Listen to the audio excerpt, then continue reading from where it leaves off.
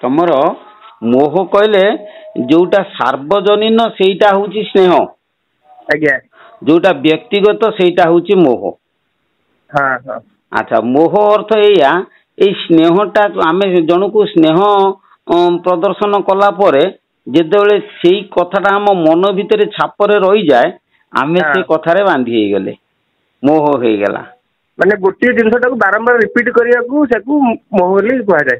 ନାଇଁ, ଆମେ ଗୋଟେ ଜିନିଷକୁ ଆମେ ସ୍ନେହ କଲେ, ଆଜ୍ଞା। ଜଣଙ୍କ ପ୍ରତି ଆମେ ଯାହାକୁ ମାନେ ମନନ କରିକି ତାକୁ ଭଲ ପାଇଲେ କି ମନନ କଲେ, ହେଲା କି ସେ ଭଲ ପାଇସାରିଲା ପରେ ସେଇ ଭଲ ପାଇବା ଆସକ୍ତିଟା ଯେତେବେଳେ ତା ଶକ୍ତିଟା ଯେତେବେଳେ ଅତିରିକ୍ତ ଅଧିକ ହେଇଯାଏ ସେଇ ବସ୍ତୁ ପ୍ରତି କଣ ହୁଏ ନା ଆମ ମନଟା ସେଇଥିରେ ବାନ୍ଧି ହେଇଯାଏ।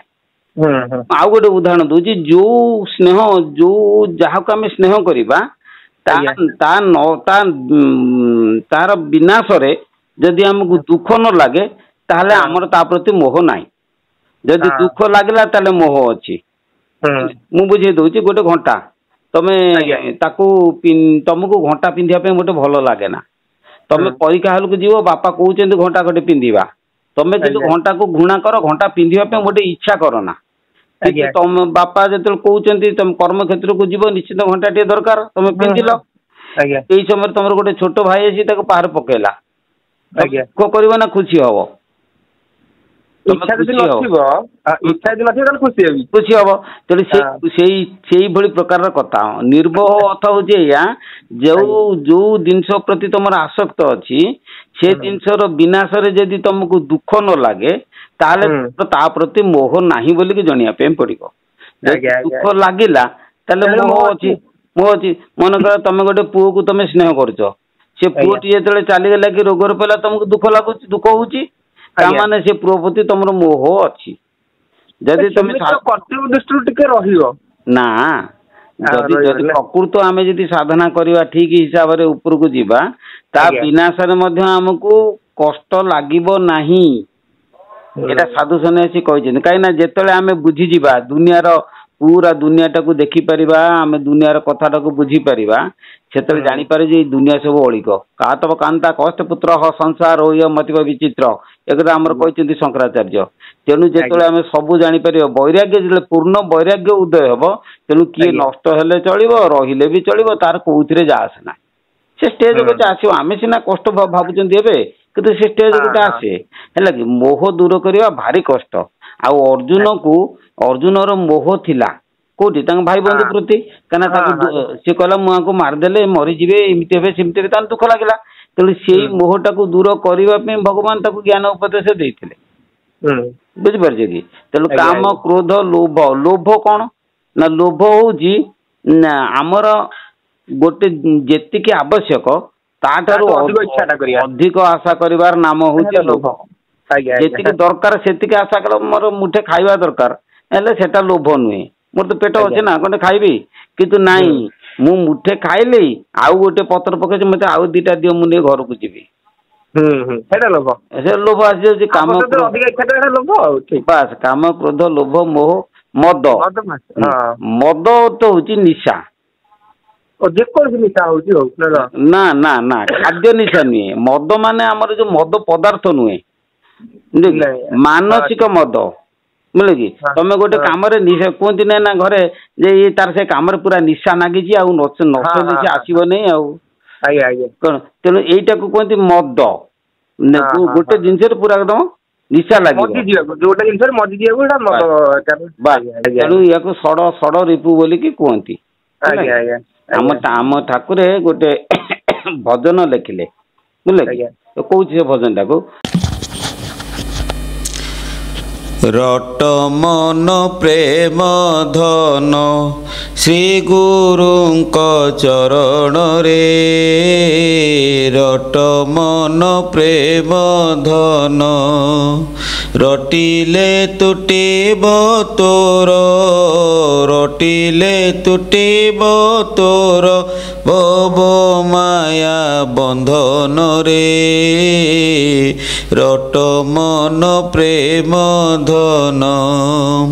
ସତକୁ ଦାଢ଼ି କରିଣ ମୁଖେ କର ଧାରଣରେ ସତକୁ ଦାଢ଼ି କରିଣ ମୁଖେ କର ଧାରଣରେ ଦୟା ଶାନ୍ତଶୀଳକୁ ତୁ ଦୟା ଶାନ୍ତଶୀଳକୁ ତୁ କର ତୁ କଉପିନରେ ରଟ ମନ ପ୍ରେମ ଧନ 25 ପ୍ରକୃତି ଜାଳି ଭସ୍ମ ଘେନ ତାକୁ ଦଳି 25 ପ୍ରକୃତି ଜାଳି ଭସ୍ମ ଘେନ ତାକୁ ଦଳି ଷଡ଼ରେ ପୁକୁ ସଂହାରେ ଷଡ଼ରେ ପୁକୁ ସଂହାରେ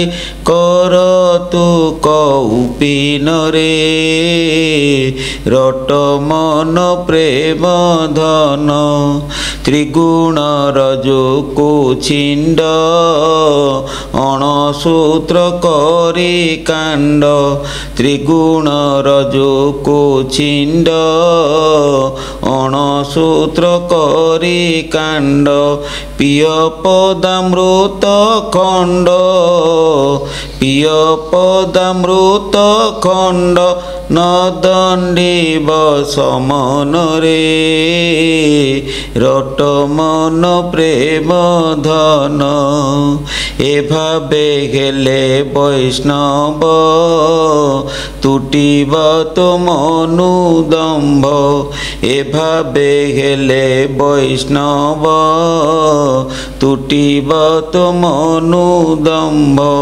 କହେ ଦୟାନିଧି ଦେବ କହେ ଦୟାନିଧି ଦେବ ନିଶ୍ଚୟ ହେବୁ କାରଣରେ ରଟ ମନ ପ୍ରେମ ଧନ ଶ୍ରୀ ଗୁରୁଙ୍କ ଚରଣରେ ରଟ ମନ ପ୍ରେମ ଧନ ରଟିଲେ ତୁଟିବ ତୋର ରଟିଲେ ତୁଟିବ ତୋର ଭବ ମାୟା ବନ୍ଧନରେ ରଟ ମନ ପ୍ରେମ ଧନ।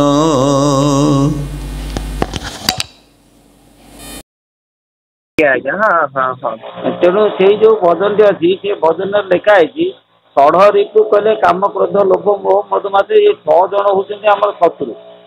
ଆଜ୍ଞା ତେଣୁ ଏଇ 6ଟି ଶତ୍ରୁକୁ ଆମେ ଯଦି ବିନାଶ ନ କରିପାରିବା ତାହେଲେ ସିଏ ଆମକୁ କୁପଥକୁ ସବୁ ଟାଣି ନେବେ ହେଲା।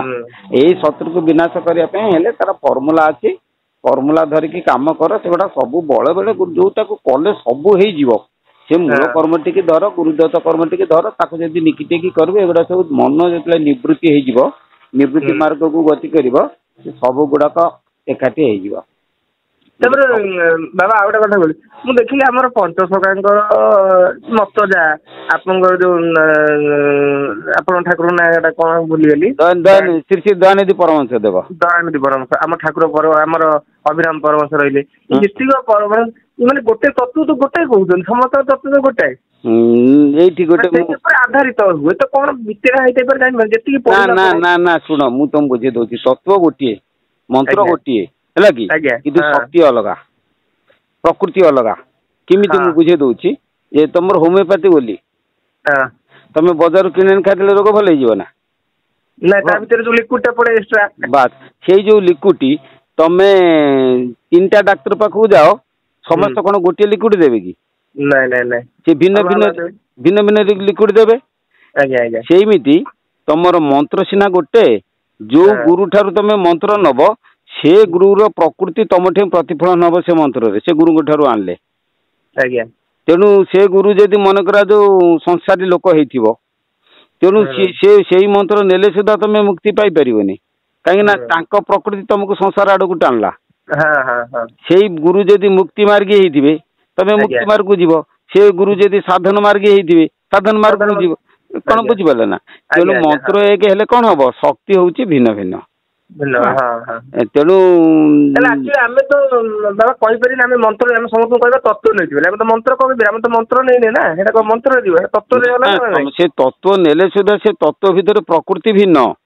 ହଁ ହଁ ତମର ବାହ୍ୟ ଅଙ୍ଗରେ ଆମେ ଯିଏ ପଚାରିବ ଭାଇ ନେଇଛୁ ନା ଆମେ ତତ୍ତ୍ୱ ନେଇଛୁ ଆମେ କଣ ମନ୍ତ୍ର ତ ନେଇଛୁ ନା ନା ମନ୍ତ୍ର ନେଇନା ତତ୍ତ୍ୱ ନେଇଛ ଯେ ଠିକ ତତ୍ତ୍ୱ ଠିକ ଯାହା କହିଲ ସତ କି ସେଇ ତତ୍ତ୍ୱରେ ସତ୍ତା ଯୋଉ ଶକ୍ତିଟା ସେ ଯୋଉ ତତ୍ତ୍ୱ ଯୋଉମାନଙ୍କ ଠାରୁ ଆମେ ନବା ତାଙ୍କ ଶକ୍ତିଟା ତମଠି ପ୍ରତିଫଳନ ନବ। ଗୁରୁ ମାନେ କଣ କି ଗୁରୁ ସେଇମାନଙ୍କୁ କରିବା ଯାହାର ଶକ୍ତି ମୋଠି ପ୍ରତିଫଳିତ ହବ ହେଲେ ସିଏ ଯୋଉ ମାର୍ଗକୁ ଯାଇଛନ୍ତି ମୁଁ ସେଇ ମାର୍ଗକୁ ଯିବି।